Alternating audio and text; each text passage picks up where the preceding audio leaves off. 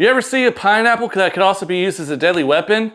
Pineapples will not only ruin your pizza, but also your tongue. But today we're gonna make it work for us. We're making al pastor enchiladas with a pineapple pico de gallo. So buckle up, because things are about to get more spicy than your drunk ex sending you a text message on Valentine's Day. That's right, we know about it.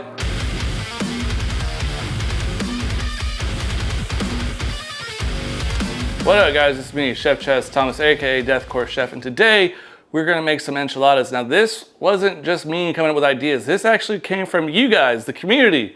You requested this, so we're gonna make it. We're not gonna go with some basic chicken enchiladas or cheese enchiladas or beef enchiladas. We're gonna make some amazing al pastor enchiladas with a pineapple pico de gallo at the end. It'll blow you guys away. First thing we're gonna need to make these enchiladas is a pork marinade for al pastor. Now I know what you guys are thinking. Al pastor is usually made on a spit in the backyard, rotates around, got the pineapple on top, you slice it off. I'm gonna make a version for you guys so that you're able to make it at home. I understand it's not traditional, but we're not traditional here, so it's all good. We're reinventing the wheel on this episode. How else are we gonna change the game in the culinary world if we don't try some new stuff out? Haters, I will see you in the comments. The name of this marinade is Adobo Rojo de Chiles. I suck at pronouncing Spanish words. Sorry if I butcher all this stuff. It is what it is. Here's what you need to make it. First thing we're gonna need 7 Chile Guajillos, 2 Chile Pasilla, 2 Ancho Chilis, 2 Chipotle Chiles, and 1 Chile Diablo. Half of an onion, 4 cloves of garlic. Don't worry about crushing them, they're going into a blender. You're gonna need about 3 grams of achiote, this shit. Mexican oregano to taste. So in my recipe, you have oregano, but not Italian oregano. Use Mexican oregano. Listen, whenever you guys are cooking something from a specific region of the world, you want to stick to ingredients that are from that region. If I'm making Cajun or Creole food, I want my ingredients to come from Louisiana. I want my ingredients to come as close to the source as possible. Cumin to taste, salt to taste. Now it's kind of important to remember when you're cooking with pork products, they're already salty, so compensate with that by using less salt. Also at the end, we're gonna be topping off these enchiladas with some cotija cheese. Kind of adds a little bit of saltiness as well. Got to compensate for that, so you can always add more salt. You can't take it away.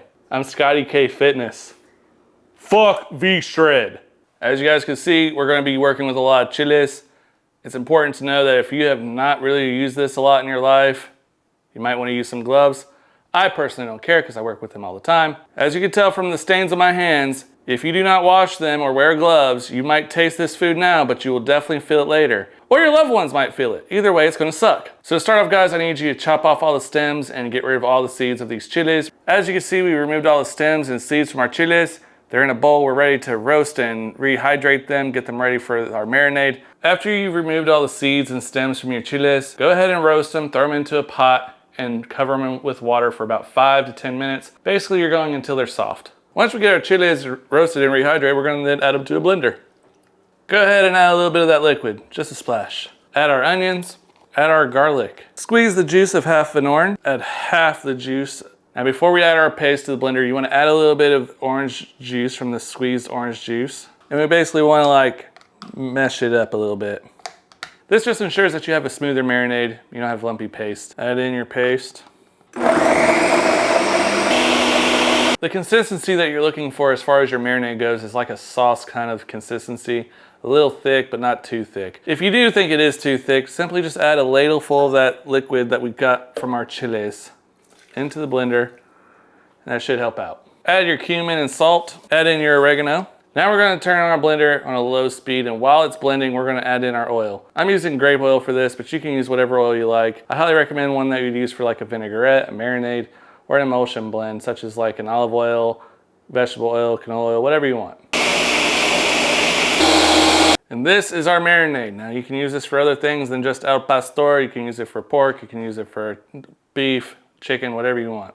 Now what we have here is pork tenderloin that is fashioned in pork chops, so you can find this at any grocery store. Nothing special about it. What I want you to do though is see how thick the fat is and the skin is. I want you to just go ahead and pull that off. It's not needed in this recipe, and honestly, you're gonna get some cuts of meat that are kind of gamey. Once you do that, you just need to cut these into strips. Since I don't want to dye my hands red for a week, I'm putting on gloves for this one. It's not because it's spicy, it's because I don't want to have red hands. Throw in some marinade on top of it, toss it around, and you're good to go.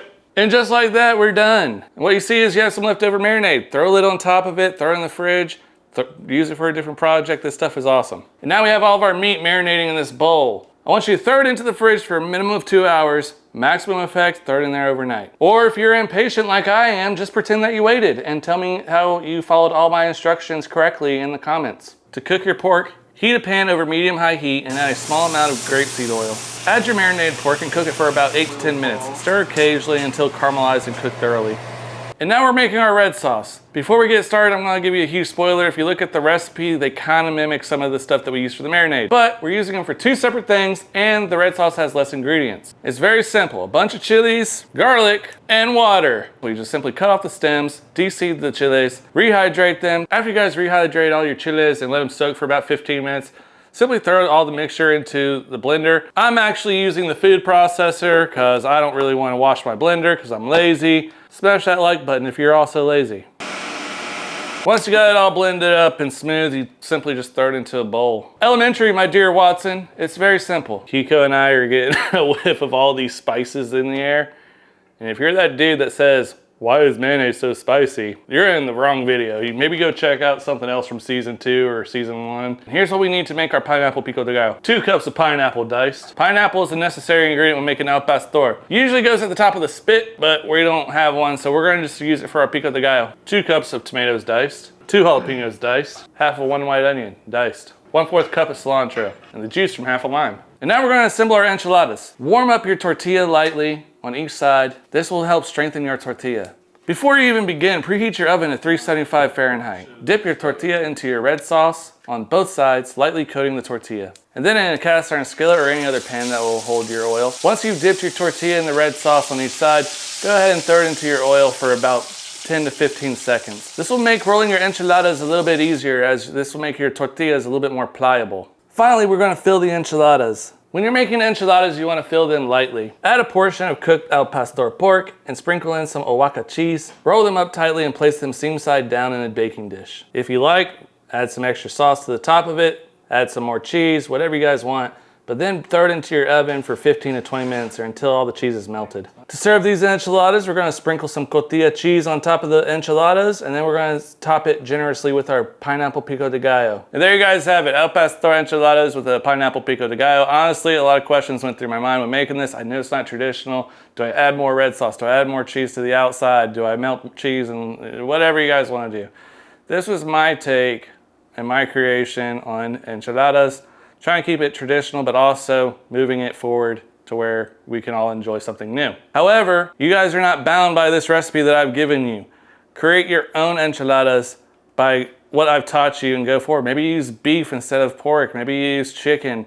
Maybe you use none of it at all and just use cheese.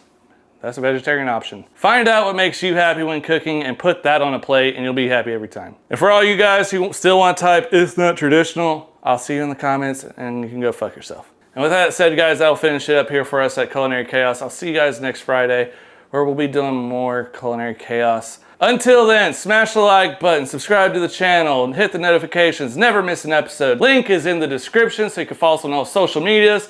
And I will see you next week. Later.